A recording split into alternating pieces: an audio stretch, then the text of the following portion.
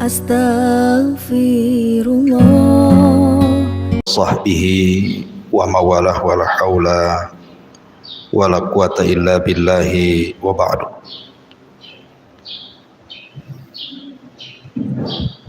Kipas nih agak dingin, matikan aja.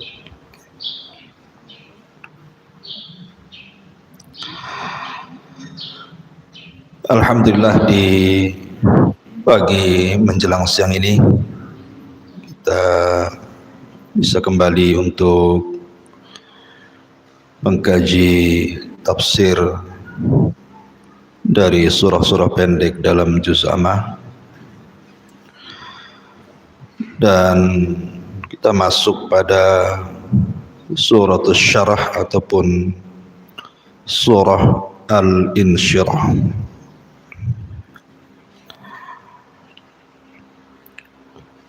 Surah Al-Insyirah ini adalah surah yang sangat mulia karena bicara tentang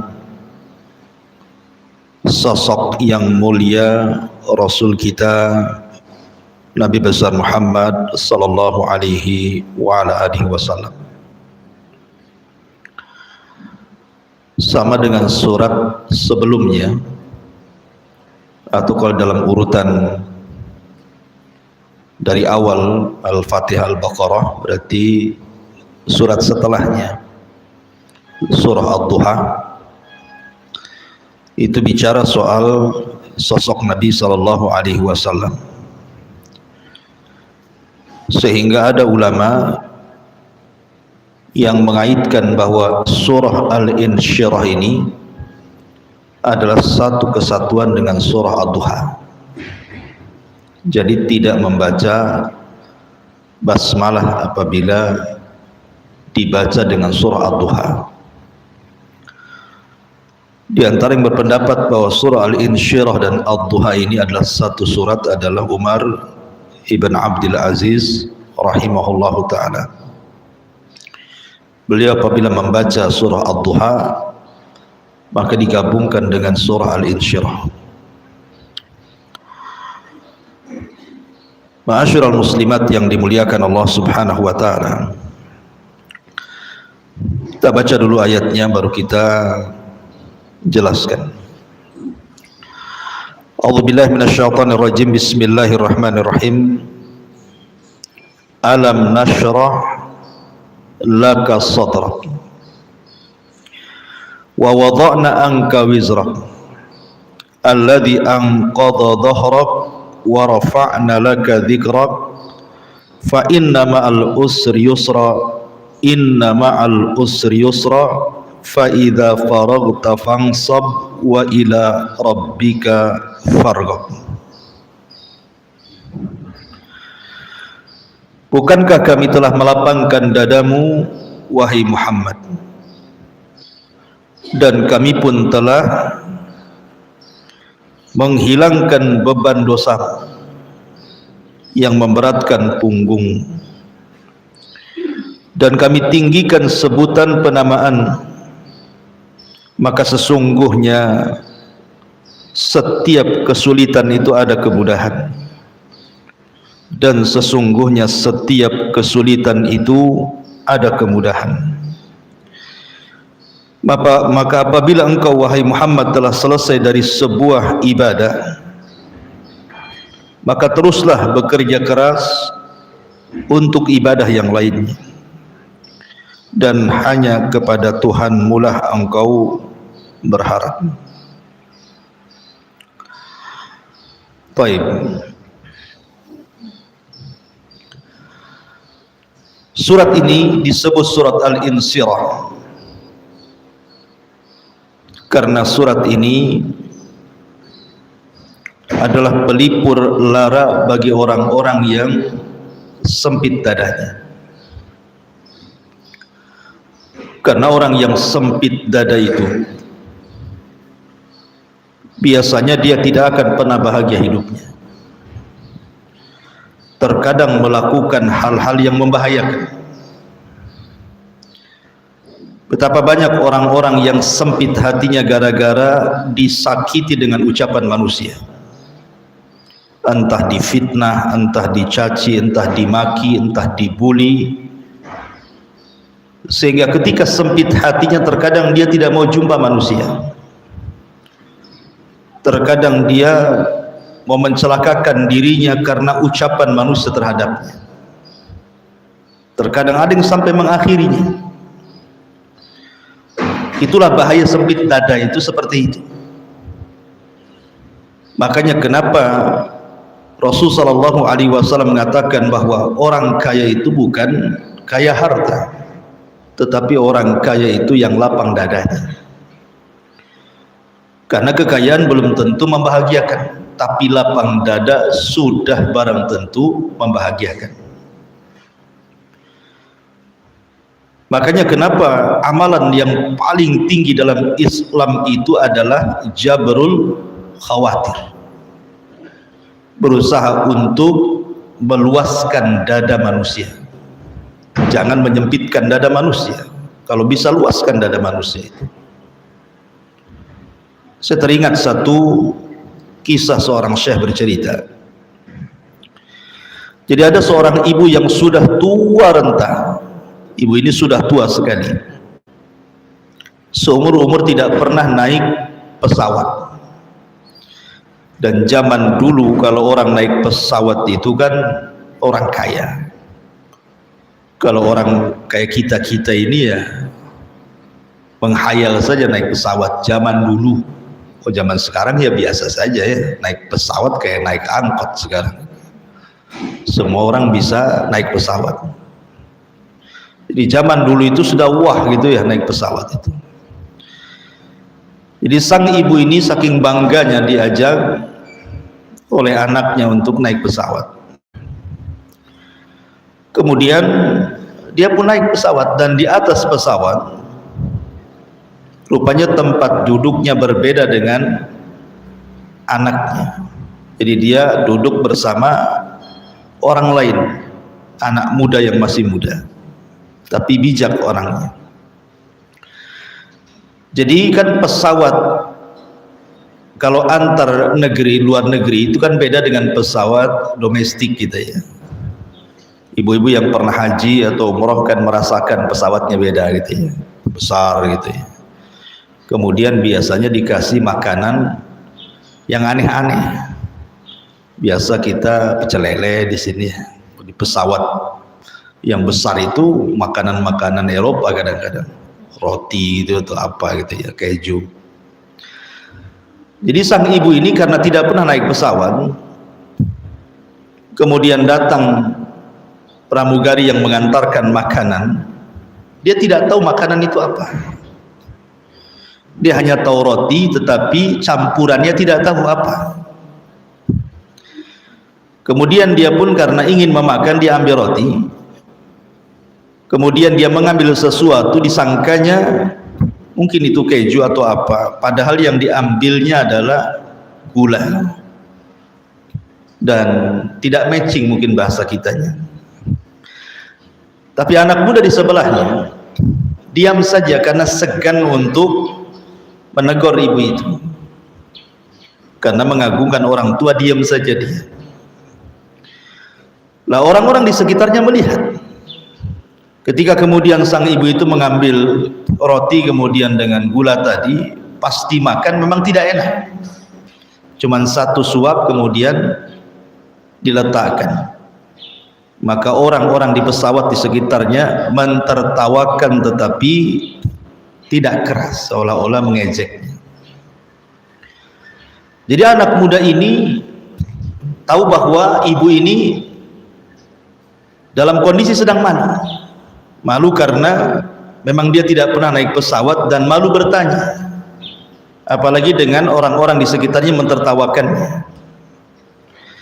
Kemudian anak muda ini akhirnya kemudian meniru apa yang dilakukan ibu itu yang di sampingnya itu. Mengambil roti kemudian dengan gula juga, kemudian dimakannya. Kata anak muda ini, kok nggak enak? Kemudian ngomong sama ibu itu, ibu kenapa nggak kasih tahu bahwa roti kalau dicampur dengan ini tidak enak. Kata ibu tadi, iya saya juga sama. Sebenarnya anak muda itu tahu bahwa kalau dicampur itu tidak enak sebenarnya. Cuman hanya ingin menghibur orang tua tadi. Sehingga dia melakukan hal yang sama, kemudian ngomong sama ibu sebelah ini, ibu kenapa kok nggak ngasih tahu kalau saya mengambil itu tidak enak? Kata ibu, saya juga sama tadi. Jadi kan ada kawannya itu kan. Itu maksudnya ya. Lah dari kisah ini, kata Syekh ini, lihat bagaimana anak muda ini menutupi perasaan malu orang tua tadi, supaya jangan kemudian sempit dadanya, gitu maksudnya.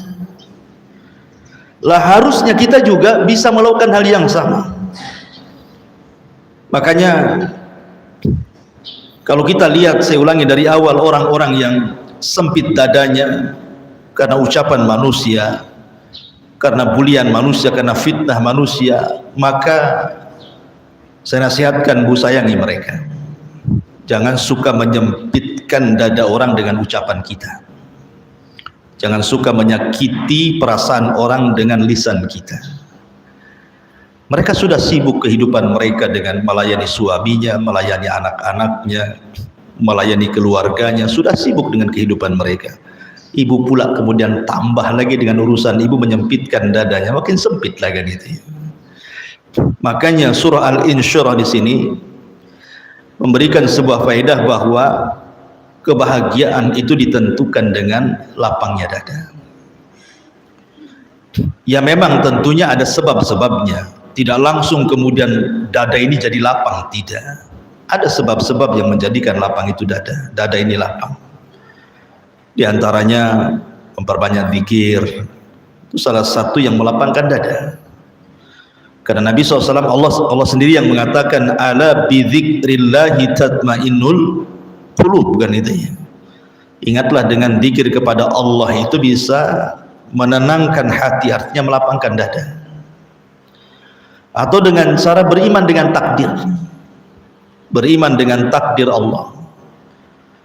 Kalau seseorang beriman dengan takdir Allah, itu pasti tenang hidupnya, pasti lapang dadanya, dengan yakin bahwa apapun yang Allah kehendaki, jikalau manusia tidak berkehendak, pasti terjadi. Apapun yang dikehendaki manusia, kalau Allah tidak berkehendak, tidak akan terjadi. Artinya satu dunia mencelakakan ibu, kalau Allah tidak berkehendak, tidak mungkin ibu celaka gitu. Tapi Allah kalau sudah mencelakakan orang, manusia hendak berusaha untuk mencegahnya, tidak akan bisa mencegahnya. Karena iman kepada takdir itu salah satu yang bisa melapangkan dada. Ataupun dengan cara optimis. Saya kira saya atau ibu atau siapapun lah, pasti dalam kehidupannya diuji oleh Allah, itu tidak mungkin tidak, pasti. Ada orang yang diuji kelaparan, ada orang yang diuji sakit, ada orang yang diuji dengan perceraian, ada orang yang diuji dengan nakalnya anak-anak, atau macam-macam ujian Allah itu kan macam. Dan itu bisa menyempitkan dada. Maka salah satu cara untuk melapangkan dada adalah dengan cara tafaul. Tafaul itu artinya optimis. Optimis bahwa akan datang kemudahan setelah kesulitan ini. Akan datang kemudahan setelah kesulitan ini. Nah, gitu maksudnya. Optimis saja. Mungkin saya sekarang lagi uji, tapi nanti akan datang kemudahan itu. Karena buktinya, bu, saya ataupun ibu-ibu pasti mengalami perkara yang sangat sulit, yang tidak bisa keluar dari masalah itu kan. Saya yakin tidak mungkin tidak. Pasti ibu pernah mengalaminya. Karena setiap orang itu pasti mengalami kesulitan, keperitan hidup itu yang seolah-olah dunia kiamat gitu ya. Kayaknya susah sekali, ini ada masalah besar gitu ya. Tapi buktinya masalah itu sudah lewat, sudah lalu, ibu sudah bisa tertawa. Artinya bahwa tanamkan dalam hati itu, kalau memang sekarang lagi ditimpa musibah, insya Allah akan ada kemudahan. Makanya nanti ada ayatnya, fa inna ma'al usri yusra, kan gitu. Karena setiap kemudahan, setiap kesulitan itu pasti datang kemudahan. Bahkan terkadang satu kesulitan Allah berikan dua kemudahan, tiga kemudahan, dan begitu seterusnya. Kemudian juga yang bisa melapangkan dada, kata para ulama, memperbanyak istighfar. Karena ada hadis yang mengatakan, man lazimal istighfar ja'alallahu min kulli dzikin faraja. Barang siapa yang melazimkan istighfar, maka Allah Subhanahu wa taala akan melapangkan dada yang sempit menjadi lapang. Dan itu banyak sekali pengalaman-pengalaman yang dikisahkan oleh teman-teman gitu ya, bahwa setiap ada kesulitan, kalau ibu ada kesulitan nih, hari ini sedang menghadapi kesulitan, lisannya jangan berhenti membaca astagfirullah, astagfirullah, astagfirullah, terus begitu saja. Dan ibu bisa rasakan, jangan lama-lama, 1 minggu saja, itu akan Allah berikan kelapangan dada. Bukan berarti kemudian kesulitannya dihilangkan, tidak. Boleh jadi mungkin yang awalnya kesulitan itu tidak tahu bagaimana cara mengurainya, tetapi dengan banyak istighfar itu mulai terurai itu. Oh, begini langkahnya, harus begini langkahnya. Sedikit demi sedikit dada yang sempit itu melapang, melapang, melapang. Seperti itu maksudnya. Ya, jadi setiap kesulitan itu pasti Allah lapangkan dengan memperbanyak istighfar kepada Allah Subhanahu wa taala, dan yang lebih penting lagi adalah tawakal dan doa. Sandarkan setiap kesulitan itu kepada Allah, yakin bahwa Allah yang menimpakan kesulitan, Allah yang akan menghilangkannya. Dan itu dengan cara terus berdoa kepada Allah Subhanahu wa taala. Kemudian di sini Allah mengatakan, alam nashrah laka sadrak. Bukankah kami telah melapangkan dadamu wahai Muhammad? Lapang dada itu terhadap Nabi Shallallahu Alaihi Wasallam memiliki 2 makna. Makna yang pertama secara hissi, dan makna yang kedua secara maknawi. Apa itu hissi, apa itu maknawi? Hissi itu artinya secara fisik. Nabi Shallallahu Alaihi Wasallam dilapangkan dadanya oleh Allah Subhanahu wa taala, dan itu di 2 peristiwa. Peristiwa yang pertama saat Nabi Shallallahu Alaihi Wasallam berusia 4 atau 6 tahun, saat di pangkuan Halimah Sa'diyah radhiyallahu anha.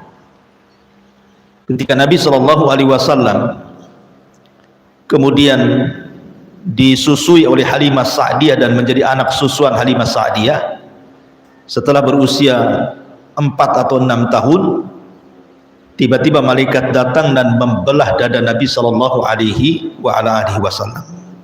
Diambil jantungnya, dimasukkan ke bejana emas, dicuci dengan air zam-zam, kemudian dimasukkan lagi ke dadanya setelah dipenuhi hikmah dan ilmu pengetahuan, kemudian dijahit kembali. Kemudian peristiwa yang kedua saat Isra Mi'raj. Saat peristiwa Isra Mi'raj terjadi pembelahan dada yang kedua. Ketika Nabi Shallallahu Alaihi Wasallam berada di Hatim atau di Hijr atau di rumah Ummu Hani, datang malaikat menjemput Nabi Shallallahu Alaihi Wasallam untuk melakukan Isra dan juga Mi'raj. Tapi sebelum perjalanan ini dilakukan, maka malaikat Jibril kemudian membelah dada Nabi Shallallahu Alaihi Wasallam kedua kalinya, mengambil jantungnya, membersihkan dari kotoran-kotoran hati, kemudian memenuhi dengan ilmu dan hikmah, kemudian dimasukkan kembali dan dijahit kembali. Ini namanya pembersihan dada, pelapangan dada Rasul secara hissi, secara fisik namanya. Adapun secara maknawi, secara makna, Nabi Shallallahu Alaihi Wasallam tidak pernah meminta kepada Allah untuk dilapangkan dadanya, tetapi Allah yang memberikan kelapangan dada itu kepada Nabi Shallallahu Alaihi Wasallam. Dan inilah perbedaan antara Rasul dengan Nabi Musa. Nabi Musa adalah Nabi yang paling banyak diuji oleh Bani Israel. Makanya kenapa Rasul mengatakan laqad udhiya akhi Musa bi'adan katsira fasabar. Sungguh Nabi Musa itu saudaraku telah banyak diuji dengan ujian yang sangat banyak sekali, tapi dia Nabi yang sabar. Bagaimana tidak ketika Nabi Musa berdakwah kepada Fir'aun, didustakan, dikatakan gila, dikatakan penyihir, dikatakan macam-macam. Belum lagi perlakuan Bani Israel yang tidak pernah sabar dengan ketentuan. mudah kufur, mudah mengejek sampai kepada kehormatannya. Sehingga Nabi Musa alaihi salatu wassalam senantiasa berdoa kepada Allah untuk dilapangkan dadanya. Makanya ketika Allah Subhanahu wa taala memerintahkan Nabi Musa dan Harun untuk berangkat kepada Firaun, salah satu doa Nabi Musa apa? Rabbi shrah li sadri wa yassir li amri wahlul 'uqdatam min lisani yafqahu qawli. Inilah doa Nabi Musa. Ya Allah, lapangkan dadaku. Kenapa Nabi Musa minta dilapangkan dadanya ketika berdakwah dan menghadapi Firaun serta Bani Israel? Karena orang yang sempit dada itu sempit pikirannya. Orang yang sempit pikirannya maka akan susah untuk bicara. Kan begitu ya? Orang kalau kena musibah, Bu, tak hari itu kena musibah, langsung sempit dadanya, otaknya ikut sempit tuh. Dia ngomong apa bingung. Orang nggak akan paham kalau orang sempit dada itu. Makanya Musa meminta kepada Allah kelapangan dada, sebab kalau lapang dada, otak juga lapang. Ketika otak ini lapang, maka mengalirlah ucapan itu. Makanya dia minta kepada Allah Subhanahu wa taala, Rabbi shrahli sadri, ya Allah lapangkan dadaku untuk menghadapi Fir'aun dan juga Bani Israel. Maka ini juga salah satu sebab, Bu, ya, kalau ibu ingin dilapangkan dada, doalah seperti doa Nabi Musa. Rabbi shrahli sadri, setiap salat, ya Allah lapangkan dadaku, lapangkan dadaku. Karena penting lapang dada itu. Semua urusan akan beres tuh kalau orang lapang dada itu. Makanya kenapa seorang hakim dilarang memutuskan sebuah perkara kalau lagi emosi. Karena emosi itu menyempitkan dada sehingga cara berpikirnya sempit dan dia akan memutuskan sebuah ketidakadilan. Makanya Rasul mengatakan la yaqdil qadi wa huwa ghadban. Tidak boleh seorang hakim memutuskan perkara sementara dia lagi emosi. Tenangkan dulu hatinya baru memutuskan perkara. Ya. Jadi Nabi Musa alaihi salatu wasallam meminta kepada Allah untuk dilapangkan dadanya, tapi Rasul tidak minta. Tetapi Allah memberinya. Alam nashrah laka sadrak. Bukankah aku telah memberikan kelapangan dada kepada Muhammad? Jadi kalau Musa meminta, Rasul diberi. Itulah kelebihan Nabi kita Muhammad sallallahu alaihi wasallam, diberikan kelapangan dada. Karena Nabi sallallahu alaihi wasallam akan mengalami perkara-perkara yang kurang lebih dialami para nabinya. Seperti dikatakan gila, dikatakan tukang sihir, perangkai syair, pemecah belah, dihina, dicaci, dimaki, diancam, intimidasi, macam-macam kan itu. Sehingga kalau tidak lapang dada, resign jadi nabi. Lapang dada ya. Makanya saya katakan di muqaddimah, banyak orang yang ingin mengakhiri hidupnya gara-gara apa? Sempit dadanya kan. Mungkin gara-gara kemiskinan, gara-gara penyakit yang kunjung tidak sehat-sehat, ya, atau gara-gara perceraian, gara-gara macam-macam. Terkadang ada orang yang ingin mengakhiri hidupnya hanya gara-gara persoalan dunia. Makanya dalam kehidupan ini butuh lapang dada. Kalau tidak lapang dada bisa mencelakakan jiwa masalahnya.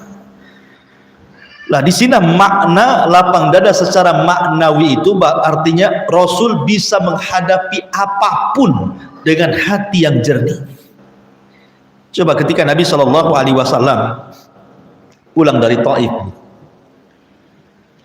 di Mekah sudah tidak bisa berdakwah lagi karena setelah Amul Hazni, tahun kesedihan, di mana pamannya Abu Talib meninggal pada tahun ke-7 Hijriah.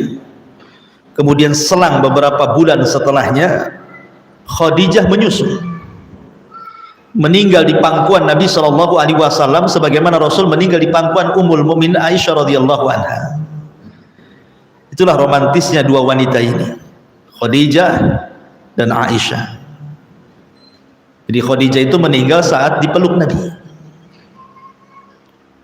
Ketika setelah terjadi pengepungan Bani Hashim, kudeta pemboikotan kepada Bani Hashim dan Bani Muthalib selama 3 tahun, sehingga mengalami kesulitan luar biasa gitu ya, sampai kekurangan makanan, kelaparan dan yang semacamnya.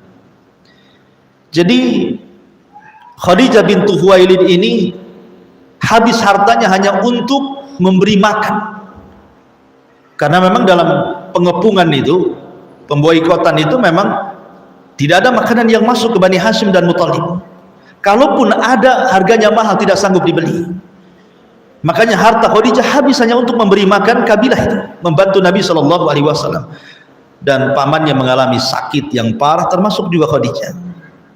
Akhirnya setelah pemboikotan selama 3 tahun, pamannya meninggal kan. Selepas itu kemudian Khadijah menyusul. Nah, saat detik-detik wafatnya, Khadijah menemui Nabi SAW ketika itu membawa makanan dan lauk serta minuman kesukaan Rasul. Dicarinya Rasul, cari ke sana nggak ketemu, cari ke sini nggak ketemu. Rupanya Nabi SAW sedang termenung di Bukit Safa, sedang duduk berfikir gitu ya. Sebelum Khadijah mengetahui Rasul ada di Bukit Safa, Jibril turun. Kata Jibril, wahai Muhammad, sebentar lagi Khadijah akan datang kepadamu, membawa makanan dan lauk ataupun makanan dan minuman. Maka sampaikan kepada Khadijah, kata Jibril, salam dari Allah dan dari diriku. Bayangkan, satu-satunya wanita yang mendapatkan salam dari Allah adalah Khadijah. Aisyah mendapatkan salam, tapi hanya dari Jibril saja. Tapi Khadijah salamnya dari Allah dan juga dari Jibril.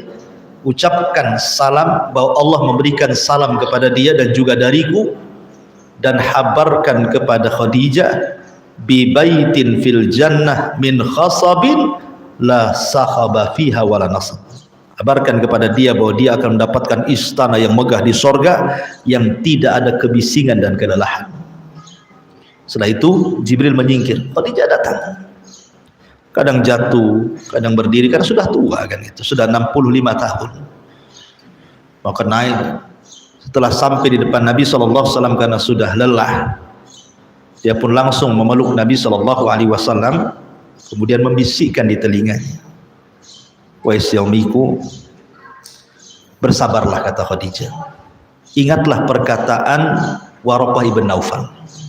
Jadi Khadijah mengingatkan kepada Rasul perkataan Waraqah ibn Naufal, dan mengatakan bahwa Waraqah pernah mengatakan bahwa engkau akan diusir, engkau akan dibunuh, engkau akan diintimidasi. Sabarlah wahai suamiku, kata Khadijah. Kemudian Nabi SAW mendengarkan sampai dadanya. Itulah pentingnya istri menghibur suaminya. Kemudian Khadijah terakhir mengatakan, ketika Rasul mengatakan, ya Khadijah, Allah menitipkan salam kepadamu. Maka Khadijah mengatakan, innallaha huwas salam wa ila Jibrilis salam wa ilaika assalamu wa rahmatullahi wa barakatuh.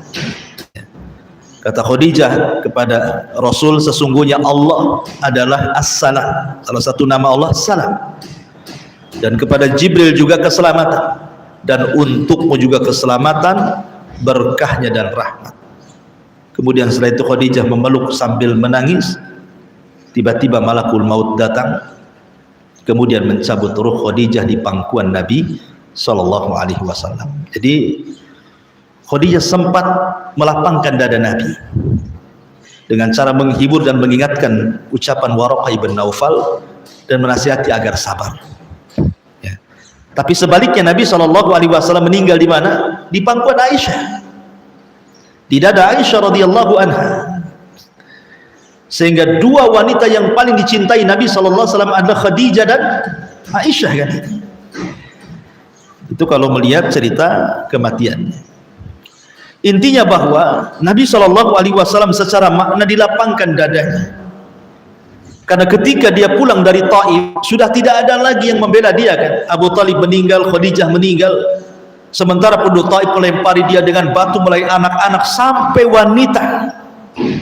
Tidak tersisa satupun penduduk Taif kecuali melempari Rasul, mengejek Rasul, menghina Rasul, mencaci maki sambil melempar. Bayangkan ketika itu Nabi SAW sempit dadanya. Bagaimana tidak sempit? Dia tidak bisa kemana-mana lagi. Taif itu harapan terakhir Rasul ketika itu, sebab dia tidak bisa masuk Mekah masalahnya. karena sudah diancam kalau dia masuk Mekah akan dibunuh masalahnya. Tapi Nabi SAW, Allah Subhanahu wa taala firmankan, alam nashrah laka sadrak, bukankah kami telah lapangkan dadamu wahai Muhammad. Berupa apa? Ketenangan Rasul. Ketika orang-orang Taif itu melempari Nabi SAW dengan batu sampai Rasul harus berlari sampai berdarah-darah, Nabi SAW tidak pernah menjadikan musibah itu celaan kepada Allah. Ini kaidah. Jangan jadikan musibah celaan kepada Allah. Kan banyak orang yang kena musibah, yang jadi sasaran celaan siapa? Allah. Ketika dia susah hidupnya, dia mengatakan, ya Allah, kenapa kok aku susahkan terus hidupnya? Allah lagi disalahkan, kan gitu ya. Ketika kemudian dia kena musibah sakit, kemudian melihat orang lain sehat terus, dia mengatakan, ya Allah, kenapa sakit ini terus kau timpakan kepada, kenapa enggak orang lain saja? Ketika kemudian usahanya digulung, ditakdirkan gulung tikar, dia pun mengatakan, ya Allah, kenapa kau gulungkan usahaku seperti ini sehingga aku harus cari usaha di mana lagi? Nah, ini kesalahan manusia ketika mendapatkan musibah langsung sempit dadanya sehingga menjadikan musibah itu celaan kepada Allah. Maka jangan pernah jadikan musibah celaan bagi Allah. Lihat Rasul, ketika penduduk Taif itu terus melempari dia dengan batu, maka Nabi SAW hanya mengatakan kepada Allah Subhanahu wa taala, ya Rabb, innama ashku dha'fa quwwati. Ya Rabb, aku hanya mengadukan kelemahan diriku kepada bangsa Taif. Aku hanya seorang manusia, tidak bisa memberikan hidayah kepada mereka, kata Rasul. Kata Nabi SAW sampai di akhir kata-katanya, apa kata Rasul? Illam takun taskhatu alayya fala ubali. Kalau engkau tidak murka kepadaku ya Rabb, aku tidak peduli apakah orang itu mau mencaci maki, melempar saya, terserah, yang jelas engkau tidak marah kepadaku. Jadi itu yang harus ditanamkan. Selama Allah Subhanahu wa taala redha kepada kita, senang kepada kita, tidak marah kepada kita, terserah kau mau uji apa diriku, gitu maksudnya. Dan itu bentuk kelapangan dada Nabi, ya. Jangan jadikan musibah itu menjadikan bentuk celaan kita kepada Allah Subhanahu wa taala. Alam nashrah laka sadrak, bukankah kami telah melapangkan dadamu wahai Muhammad. Kemudian Allah Subhanahu wa taala mengatakan, wa wada'na anka wizrak, wa wada'na anka wizrak, dan kami pun telah menurunkan. Wa wada'na itu artinya meletakkan. Wada'tu syai'an artinya aku meletakkan sesuatu, dan kami telah meletakkan angka darimu wizrak. Wizrak itu artinya dosa. Makanya Rasul mengatakan, man sanna sunnatan sayyi'atan falahu wizruha wa wizru man amila ba'dahu la yanqusu min aujarihim syai'ah. Kan itu ya, barang siapa yang memberikan contoh yang buruk maka dia dapat dosa. Jadi wizrun itu dosa, dan dosa orang yang mengikuti setelahnya tanpa mengurangi dosa mereka sedikit pun. Jadi wizrak itu artinya dosa. Kami letakkan darimu dosamu. Dari sini ada sebuah pertanyaan, mungkinkah Nabi melakukan dosa? Kan di sini Allah katakan kami letakkan darimu dosamu, seolah-olah Nabi berbuat dosa, kan? Mungkinkah Nabi berbuat dosa? Kita katakan iya, Nabi bisa saja berbuat dosa, tetapi yang dimaksud dosa di sini bukan dosa besar, bukan dosa yang ma'ruf yang kita lakukan, berzina, berjudi, minum khamr, berdusta, bukan. Rasul tidak pernah melakukan dosa besar, dia maksum daripada dosa besar.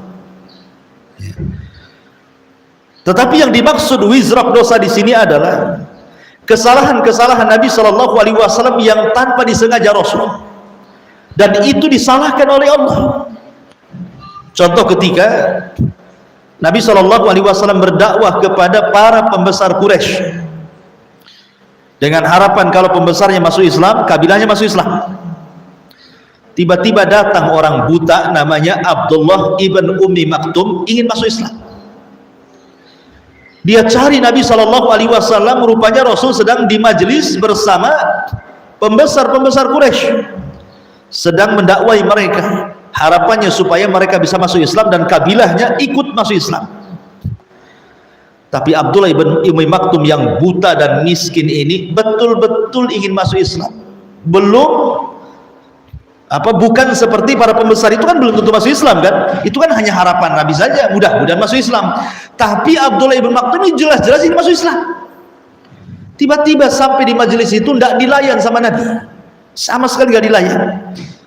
Bahkan Nabi SAW bermuka masam, dan itulah Rasul seumur hidup bermuka masam satu kali, ketika datang Abdullah ibn Ummi Maktum. Kalau ibu ya berkali-kali muka masam, itu bukan sekali saja gitu ya. Kurang belanja masam gitu ya, suaminya lambat datang masam ya, tapi ada masalah masam gitu ya. Jadi Nabi SAW itu seumur hidup cuma satu kali saja muka masam, itu ketika melihat Abdullah ibn Ummi Maktum. Mungkin bahasa kita, ngapain kamu datang ya, aku lagi sibuk ini ya mendakwai para pembesarku, jadi terganggu gitu, mungkin bahasanya seperti itu. Ya, Rasul itu berpaling mukanya, tidak mau mengarah kepada Abdullah ibn Maktum, sambil masam mukanya, nampak ketidaksukaan. Maka Allah Subhanahu wa taala membela Abdullah ibn Ummi Maktum dengan menurunkan ayat menegur Rasul, abasa wa tawalla an ja'ahul a'ma wa ma yudrika la'allahu yazakka, ila akhiril ayat. Rasul menegur, enggak boleh kayak gitu, kata Allah, enggak boleh. Orang ini jelas-jelas ingin masuk Islam, harusnya kau layani. Lah pembesar-pembesar itu belum tentu masuk Islam, ngapain dilayani gitu maksudnya. Lah kesalahan-kesalahan yang seperti ini yang dimaksud dalam ayat ini, wa wada'na anka wizra. Atau mungkin contoh yang lain ya, biar mudah. Ketika terjadi perang Badar, Islam dimenangkan dan berhasil menawan 70 asir ataupun tawanan dari orang-orang Quraisy. Walaupun di dalam tubuh kaum muslimin pun meninggal 70 syuhada Uhud. Jadi dari kaum muslimin meninggal 70 syuhada Uhud, tapi dari orang kafir lebih banyak lagi, tapi dapat tawanan 70 juga. 70 tawanan orang-orang kafir Quraisy. Ketika itu terjadi khilaf antara Abu Bakar dan Umar, kira-kira tawanan ini diapain? Abu Bakar mengatakan, sebaiknya kita minta tebusan kepada orang-orang Quraisy. Kalau ingin keluarganya selamat, tebus. Kalau sesuai dengan tebusan mereka mau bayar, kita bebaskan. Kalau tidak, maka mereka harus mengajarkan yang punya ilmu baca tulis kepada anak-anak kita sebanyak 10 anak sampai bisa. Kalau tidak bisa, maka dia jadi budak. Jadi Umar bin Khattab radhiyallahu tidak setuju dengan pendapat Abu Bakar ini. Kata Umar, ngapain tawanan kok dikasih sayang? Bagusnya tawanan itu dibunuh saja, jangan disisakan, karena mereka telah memusuhi Allah dan Rasulnya. Rasul menimbang-nimbang dari dua pendapat ini. Tiba-tiba kemudian Rasul malah memilih pendapat Abu Bakar dan meninggalkan pendapat Umar. Turun ayat, justru ayat malah membenarkan pendapat Umar. Maka nalin nabi an yakuna lahu asra hatta yusina fil ard turiduna aradad dunya, ila akhiril ayat. Tidak boleh bagi seorang nabi memiliki tawanan, tidak boleh. Menyimpan tawanan itu tidak boleh bagi seorang nabi, sehingga dia kemudian merendahkan diri dengan dunia, maksudnya dengan imbalan dalam bentuk tebusan. Apakah engkau menghendaki kehidupan dunia sementara Allah menghendaki kehidupan akhirat? Turun ayat ini memberatkan apa? Pendapat Umar. Maka dari sini Nabi SAW baru paham bahwa pendapatnya salah. Nah, inilah yang dihapus oleh Allah, wa wada'na anka wizrak. Kesalahan-kesalahan yang seperti ini maksudnya, yang dimaksud dalam ayat ini wa wada'na anka wizrak, itu bukan dosa-dosa yang seperti kita lakukan, enggak, bukan itu ya. Kemudian Allah mengatakan wa rafa'na laka dzikra, wa wada'na anka wizrak alladzi anqadha dhahrak, yang memberatkan punggungmu. Kemudian wa rafa'na laka dzikrak, dan kami tinggikan namamu dalam penyebutan. Maksudnya Allah Subhanahu wa taala meninggikan penyebutan Rasul, ayat ini ada kaitannya dengan surah Al-Kautsar. Jadi surat Al-Insyirah ayat yang keempat ini itu ada kaitan dengan surah Al-Kautsar pada ayat terakhir, inna syani'aka huwal abtar. Dalam surah Al-Kautsar, dalam ayat yang terakhir, innaka, sesungguhnya, inna syani'aka huwal abtar, sesungguhnya orang-orang yang mencelamu, yang membencimu, mereka lah yang abtar, yang akan terputus penyebutannya. Jadi ada seorang musyrik namanya, kalau tidak salah, Al-Wa'il, siapa namanya, ada yang mengatakan Abu Jahal, ada yang mengatakan yang lainnya, Umayyah gitu ya. Al-As ibn Wa'il As-Sahmi, ini yang kuat, Al-As ibn Wa'il As-Sahmi. Jadi Al-As ibn Wa'il As-Sahmi ini ketika mendengar salah satu putra Rasul meninggal, ada yang mengatakan Abdullah yang lahir setelah diutusnya Nabi. Jadi satu-satunya anak Nabi dari Khadijah yang lahir setelah Rasul diangkat jadi Nabi adalah Abdullah. Itu anak terakhir Rasulnya yang laki-laki. Makanya Abdullah juga kemudian oleh Rasul diberikan kunyah At-Tayyib namanya. At-Tayyib atau Abdullah.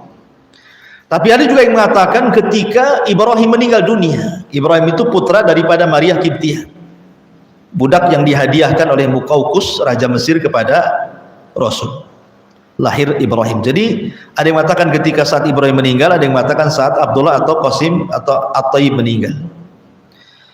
Jadi Al-As ibn Wa'il As-Sahmi ini berteriak di hadapan orang ramai, ngapain kalian urus Muhammad gitu?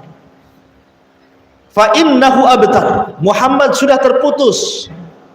Kalau dia mati, tidak ada yang meneruskan lagi perjuangannya, karena bagi orang Quraisy nasab itu sebuah kebanggaan, dan nasab itu kan dari jalur laki-laki.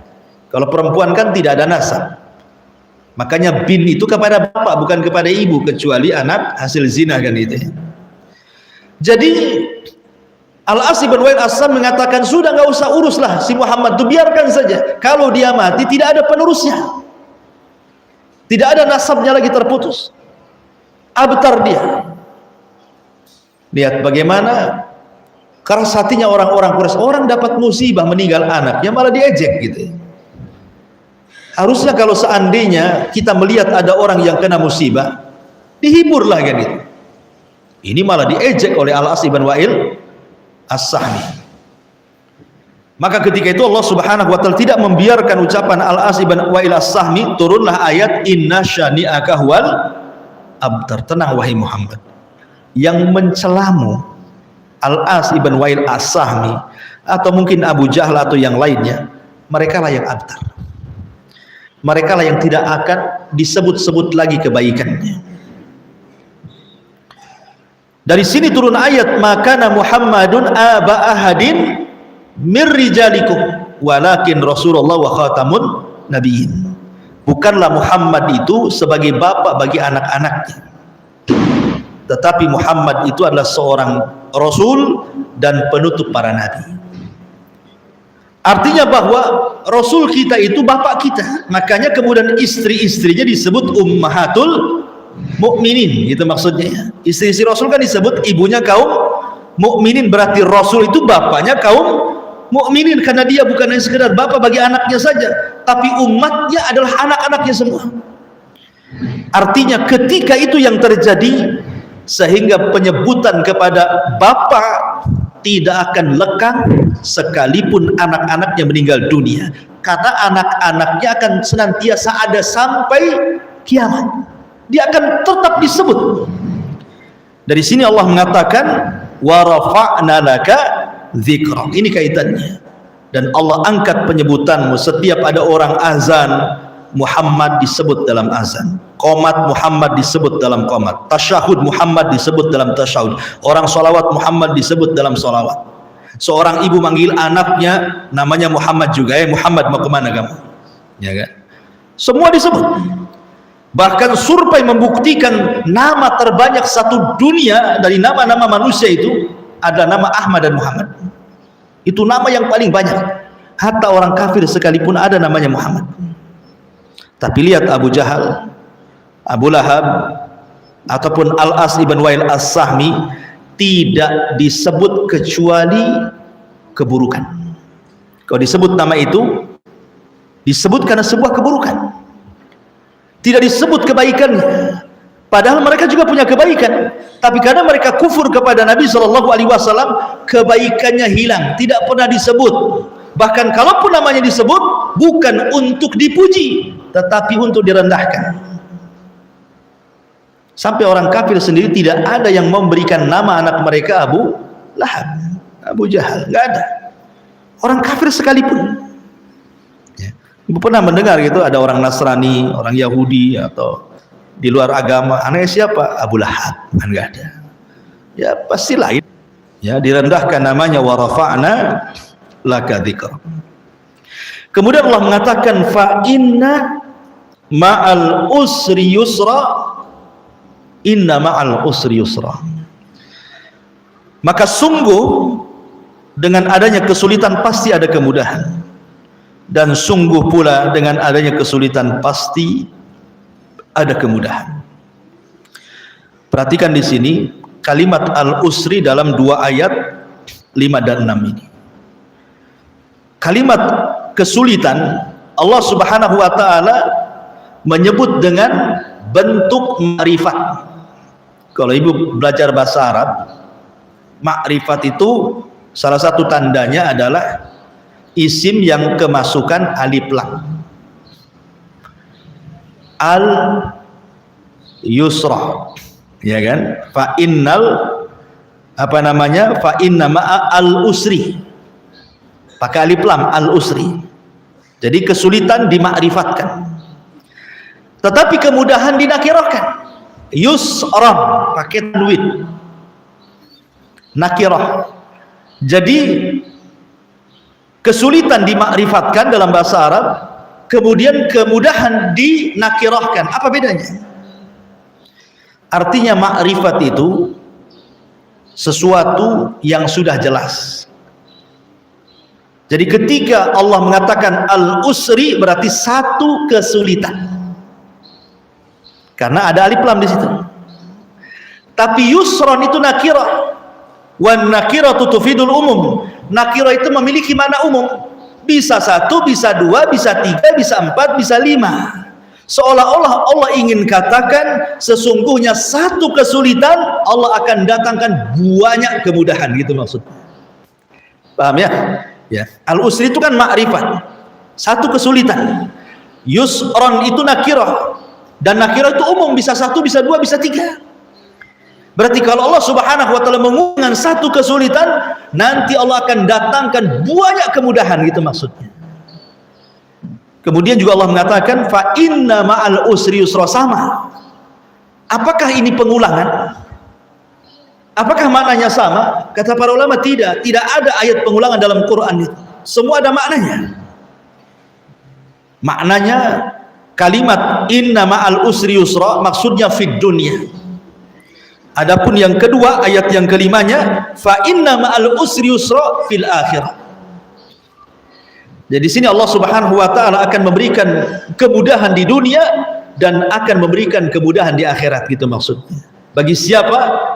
Bagi orang-orang yang beriman, Allah berikan kemudahan. Makanya kita lihat orang-orang yang sekolah, orang-orang yang di pesantren itu kan, mungkin ibu bisa lihat bagaimana susahnya orang itu dengan aturan yang ketatnya luar biasa di pesantren itu kan. Bangun jam 3 harus bangun, kalau enggak diikop. Sholat subuh tepat waktu, nanti baca Quran, ngantuk-ngantuk tetap harus baca Quran. Nanti masuk sekolah, istirahat dulu sebentar, nanti habis asar ngaji lagi. habis maghrib ngaji lagi, habis isya murojaah. Sulit. Tapi setelah mereka lulus kuliah, lulus sekolah, Allah bentangkan pekerjaan, Allah bentangkan jabatan, dia dapat kemudahan kan untuk mencari rezeki. Artinya bahwa tidak semua kesulitan itu membawa kesulitan lagi, tidak. Terkadang kesulitan itu membawa kemudahan. Begitu juga ada orang yang keras hati, susah tobat, susah kali tobat kepada Allah Azza wa Jalla. Akhirnya Allah uji dengan penyakit. Setelah Allah Subhanahu wa taala uji dengan penyakit baru sadar. Kan banyak orang yang sadar, orang yang tobat setelah dapat penyakit. Atau banyak orang yang tobat setelah dimasukkan ke sel penjara. Betapa banyak orang-orang yang hafal Quran di penjara akhirnya kan keluar jadi ustaz dia. Ya. Jadi terkadang kesulitan itu akhirnya mau banyak kemudahan. Makanya jangan kemudian seseorang itu suudzon kepada Allah Subhanahu wa taala ketika ditimpa kesulitan, karena terkadang orang itu bisa syukur setelah adanya musibah. Orang itu kan akan nikmat makan kalau setelah dia merasakan lapar kan itu. Kita makan kalau kita kenyang nggak enak. Tapi kalau lapar dulu baru kita makan, rasanya dengan garam saja kita lezat sekali gitu ya. Apalagi dengan daging ayam. Artinya bahwa sabar dengan syukur itu adalah hal-hal yang tidak bisa dipisahkan. Sabar, kesulitan, syukur, kemudahan. Kemudian Allah mengatakan, fa idza faragta fansab wa ila rabbika farghab. Allah mengatakan, fa idza faragta, apabila engkau telah selesai. Ada yang mengatakan selesai.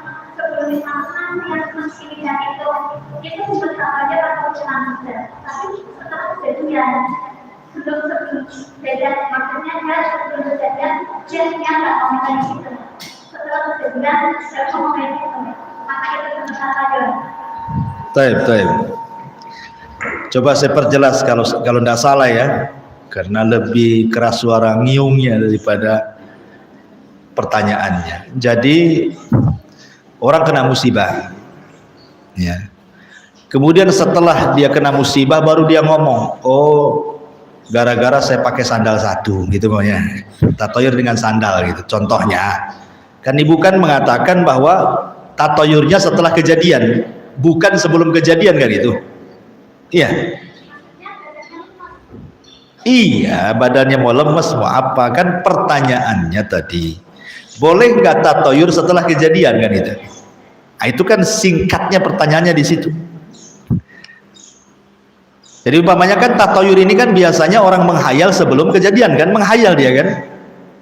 Umpamanya dia memelihara ikan lohan. Kemudian setelah 1 bulan kok nong-nong depannya kan. Kemudian kok makin besar. Oh jangan-jangan usaha saya akan besar gara-gara ikan itu. Umpamanya kan itu kan tatoyur namanya. Itu kan perasaan dia. Belum terjadi diangan-angankan, namanya tatoyur. Ya, tatoyur kan seperti itu. Atau umpamanya mau usaha nih, kok bertepatan dengan bulan Muharram. Orang Jawa bilang kejawen ya, orang kejawen biasanya kan. Bulan Muharram itu bulan sial. Akhirnya, wah nggak jadilah saya. Nanti kalau saya usaha bankrupt pula usaha saya. Atau orang yang mau nikah nggak jadilah, nunggu lepas bulan Muharram, nanti kalau dipaksakan nanti sebulan pula cerai gitu. Dan yang lain mengatakan mau bangun rumah, nggak jadilah, nunggu bulan Dzulhijjah, karena kalau Muharram ini bulan sial, kalau bangun rumah nanti sebulan roboh pula rumah saya kan gitu. Itu tatayur namanya, menganggap bahwa bulan itu sial gitu loh. Tapi kalau umpamanya terjadi rumah roboh, kemudian dia berpikir, jangan-jangan waktu dulu bangun bulan Muharram. Nah gitu kan. Nah itu pertanyaannya seperti itu ya, kurang lebih lah kan. Ini kan setelah terjadi rumahnya roboh, dia kan nggak tahu nih bangunnya kapan. Ini kan dia beli rumah pas pula di bulan Muharram, tahu-tahu dapurnya roboh. Baru 1 bulan nempati rumahnya roboh. Kemudian dia berpikir, jangan-jangan yang bangun rumah ini di bulan Muharram ini, jadi roboh jadinya. Begitu ya Bu ya?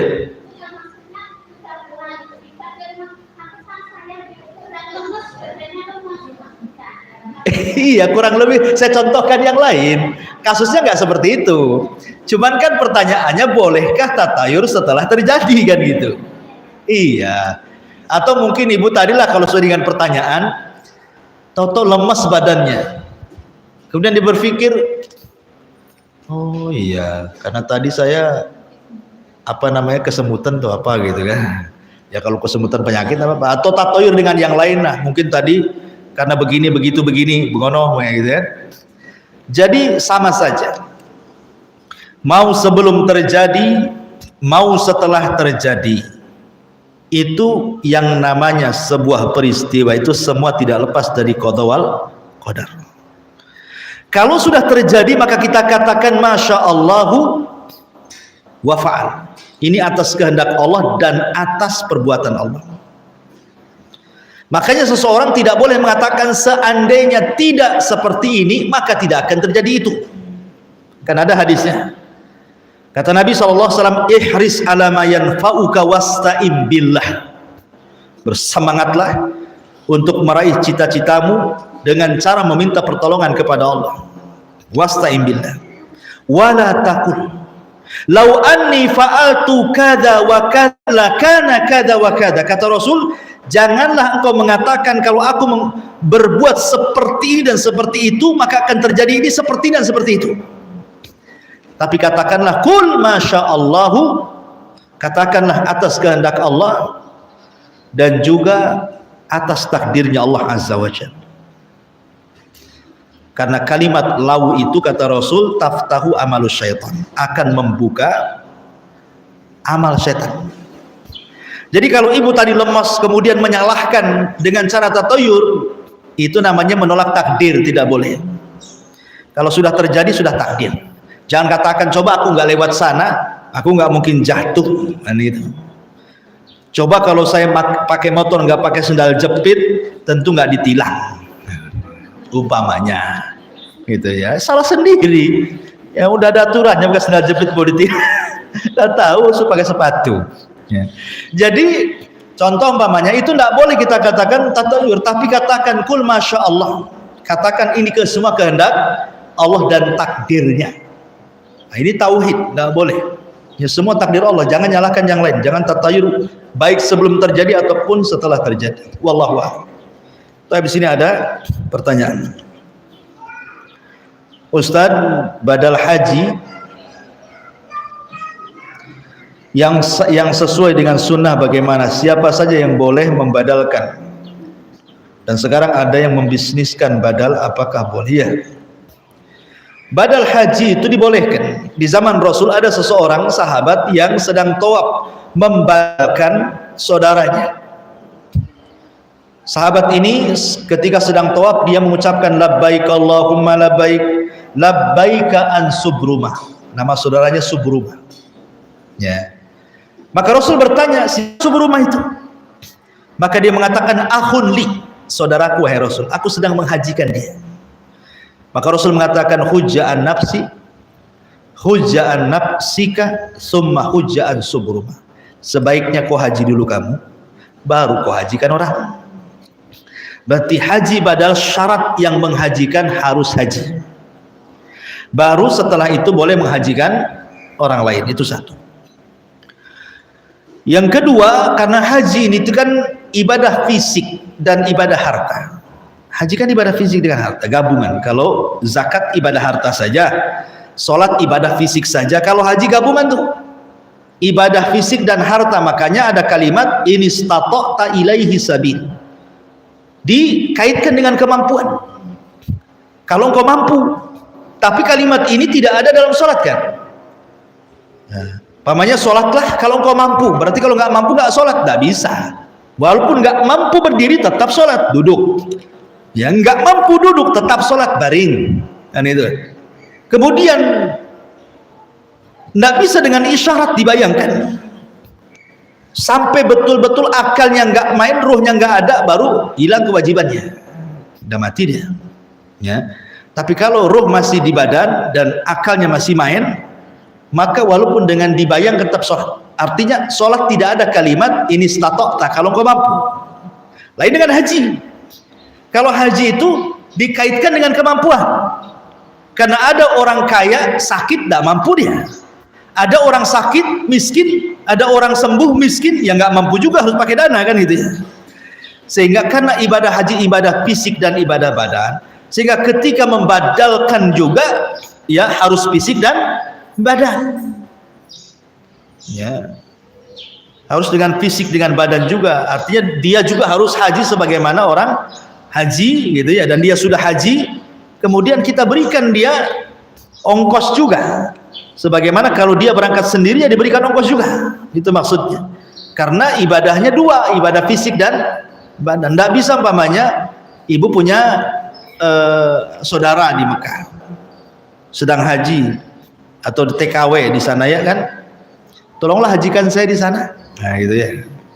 Nah, itu kan nggak bisa karena tidak ada jihad dengan fisik dan badan kan itu. Dengan harta, fisik dan harta. Ya, jadi harus juga bayar kalau mau dihaji badalkan. Tapi kalau dibisniskan takutnya tidak ikhlas. Namanya bisnis itu kan karena dunia kan. Sekarang kalau karena dunia dia dapat pahala enggak? Ya memang kalau rukun dan syaratnya terpenuhi boleh dihaji badalkan. Tapi masalahnya takut tidak dapat pahala. Karena kalau sudah istilah dibisniskan itu berarti bukan karena Allah. Sementara dia sedang beribadah untuk orang lain. Maka sebaiknya kalau menghaji badalkan itu carilah orang yang amanah, orang yang memang jujur, orang yang soleh gitu ya, supaya tidak sia-sia haji badalnya. Wallahu a'lam. Ya.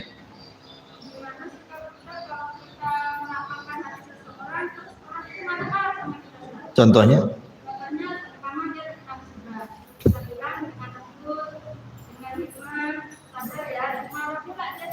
Marahnya gimana? Oh, berarti momen menasihatinya kurang tepat. Ya kan?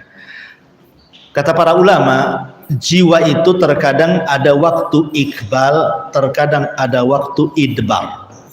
Jiwa orang itu terkadang ada waktunya iqbal menerima nasihat, terkadang ada waktunya idbar menolak nasihat. Maka carilah di waktu iqbalnya, jangan cari di waktu idbarnya. Ya, maka cari waktu, cari tempat, cari waktu yang pas, ya kan? Nah, supaya tidak tadi salah paham. Sama peristiwa ketika Nabi SAW menasihati seorang wanita yang meninggal anak perempuannya di kuburan tuh, dia sedang nangis di depan maisan. Rasul datang. Apa kata Rasul? Ittaqillah wasbiri. Bertakwalah ibu dan bersabarlah. Ibu ini emosi. Dia tidak melihat ke belakang bahwa itu adalah Nabi yang ngomong. Dia asik pegang depan kuburannya dan mengatakan, iya kau bisa ngomong begitu karena musibah itu tidak menimpamu. Coba kalau menimpamu kau sama juga dengan aku di sini katanya. Padahal Nabi yang ngomong. Nabi pergilah, ya kan? Artinya kalau ibu memberikan nasihat nggak diterima, nggak usah dilayan. Kayak Nabi ya sudah, kalau dia nggak nerima pergi. Ya, jangan pula ibu layan. Aku lo baik-baik ke kamu lo.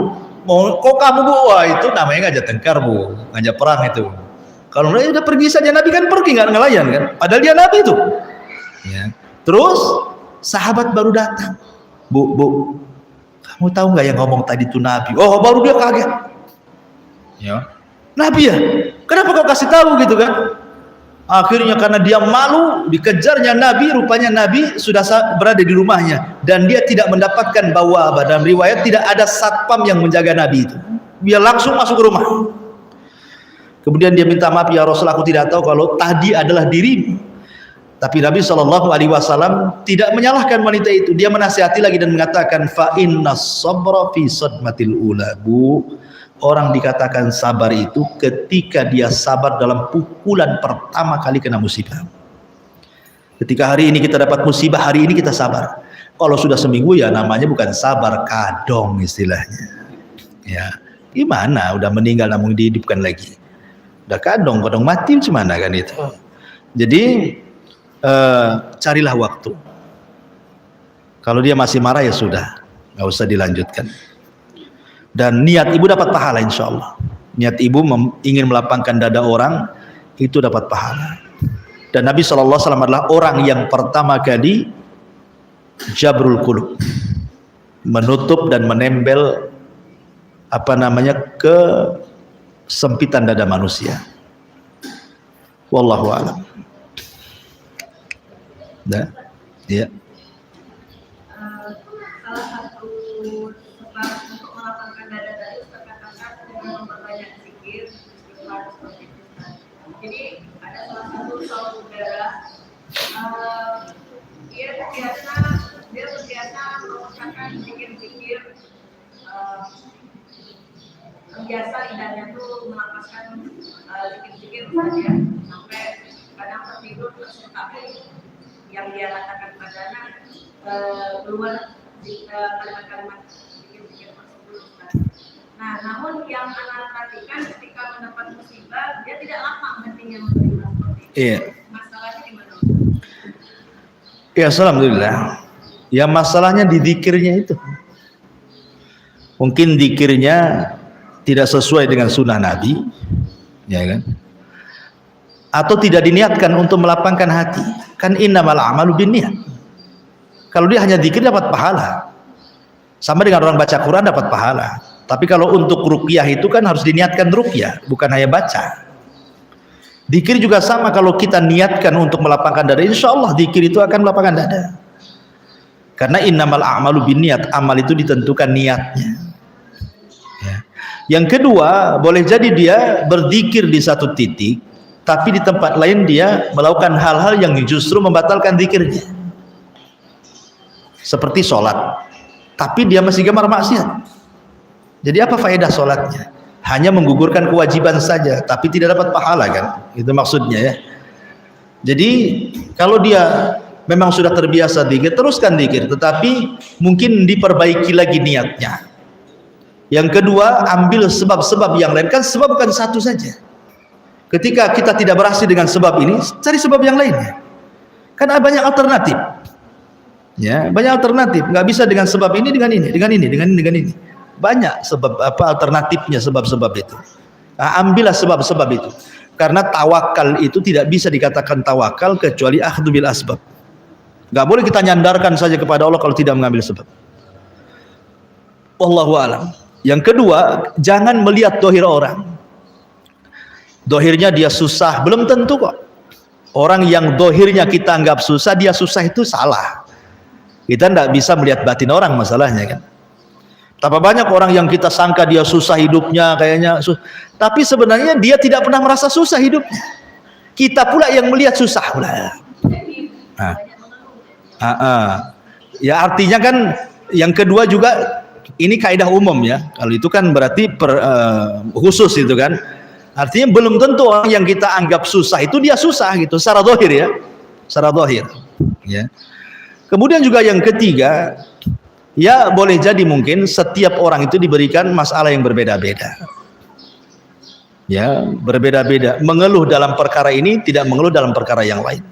Tapi intinya bahwa manusia itu memang diciptakan untuk keluh kesah. Jadi kalau ada orang sering mengeluh, ya memang dia orang. Itu saja. Dia masih orang berarti, ya. Ya, karena Allah itu menciptakan manusia khuliqa halu'a, kan itu, ya. Memang keluh kesah, berarti kalau masih keluh kesah berarti masih manusia gitu, ya. Ya, nasihati saja. Wallahu a'lam. Iya, saya kira